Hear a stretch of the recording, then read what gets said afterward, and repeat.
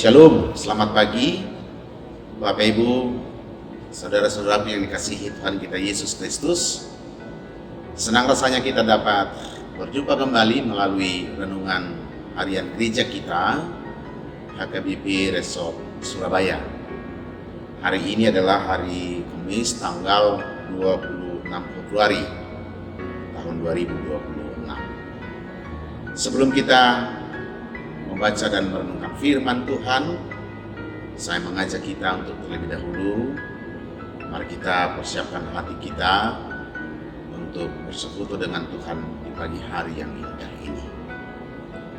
Damai sejahtera Allah yang melampaui segala akal dan pikiran, itulah yang memelihara hati dan pikiranmu di dalam Kristus Yesus Tuhan kita.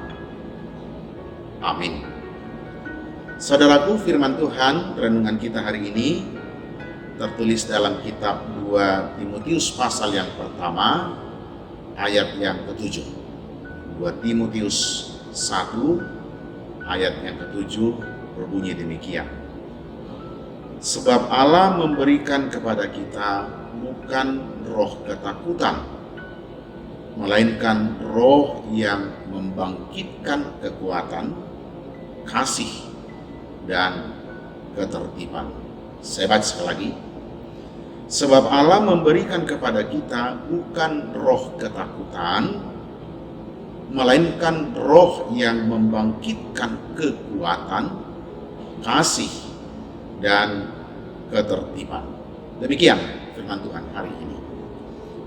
Bapak Ibu Saudara kekasih, sekedar mengingatkan kembali bahwa kitab 1 dan 2 Timotius ini merupakan surat yang dikirimkan oleh Rasul Paulus kepada Timotius, rasul muda yang dipersiapkan oleh Paulus sejak awal untuk melanjutkan misi pemberitaan kabar baik, pemberitaan keselamatan.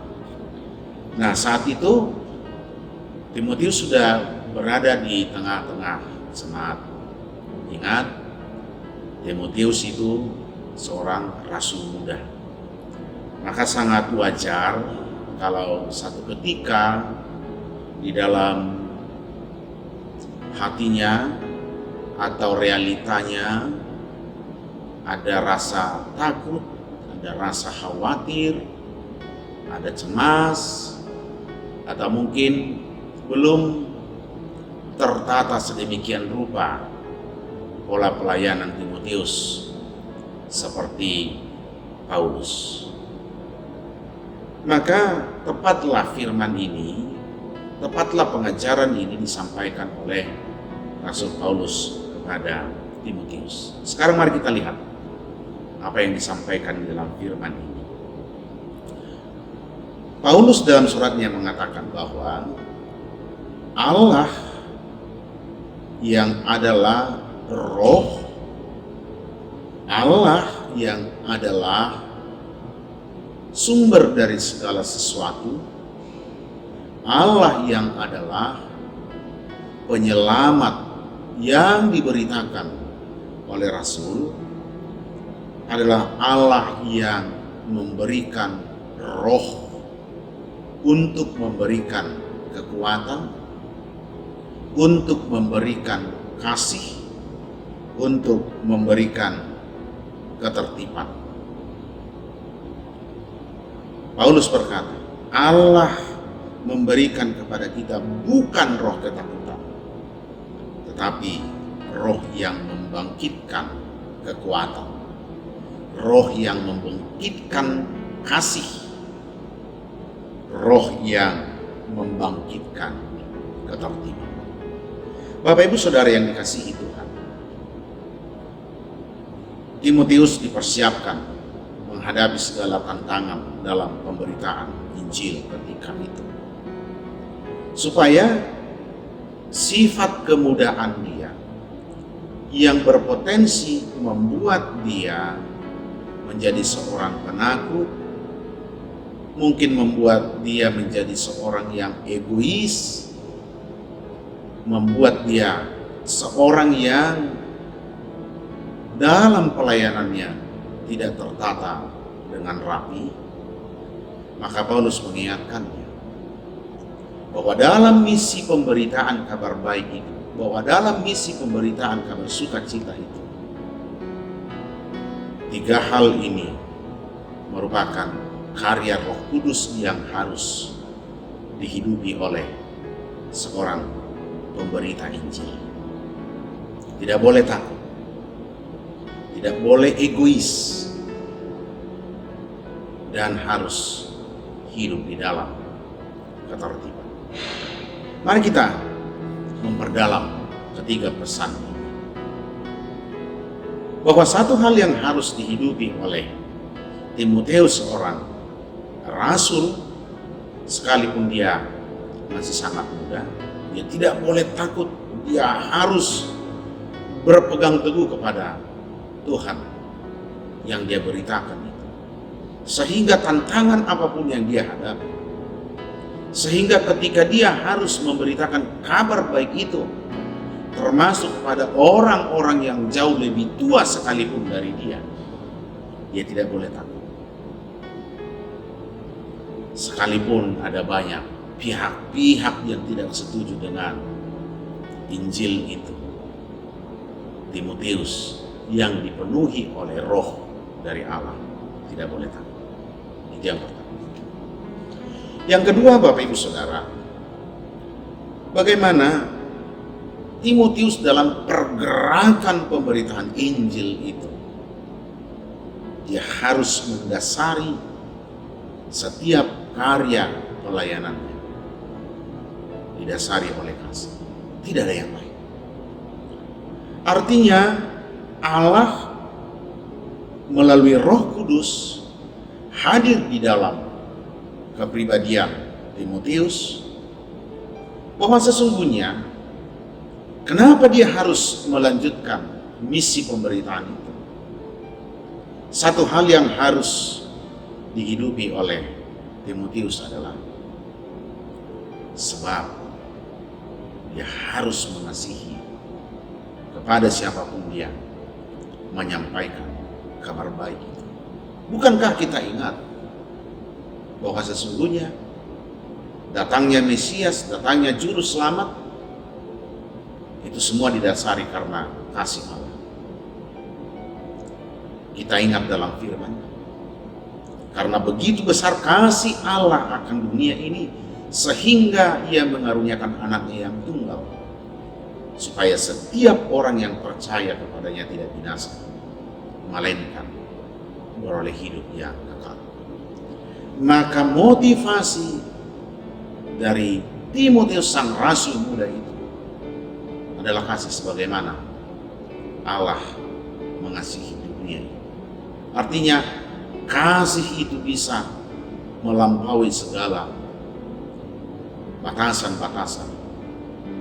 Kasih itu bisa menerobos setiap tantangan-tantangan yang dihadapi oleh seorang rasul seperti Timotius.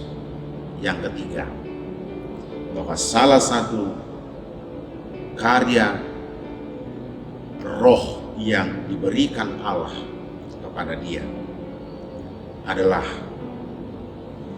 kekuatan untuk menata hidupnya, membangkitkan ketertiban, keteraturan dalam hidupnya.